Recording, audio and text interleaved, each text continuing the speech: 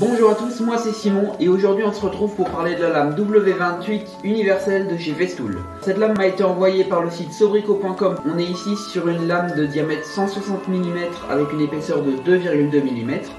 Elle est composée de 28 dents en plastique carbure avec une denture alternée et au milieu on retrouve un alésage de 20 mm.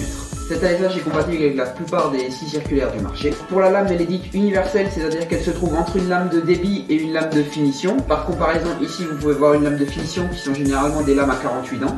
Et au niveau des matériaux qu'on peut couper avec cette lame, on est donc sur des matériaux type bois, donc du bois massif, de l'OSB, du contreplaqué, du médium. Pour le montage de la lame, rien de plus simple, il suffit de venir présenter la lame avec la scie pour vérifier que les dents soient bien dans le bon sens de rotation. On va pouvoir ensuite venir insérer la lame avec son alésage, vérifier qu'elle soit bien placée dedans, et enfin venir remettre dessus les éléments de serrage et faire le vissage final. Et voilà. Donc ici j'ai un morceau de hêtre en 27 mm qu'on va découper sur environ 2 mètres de long.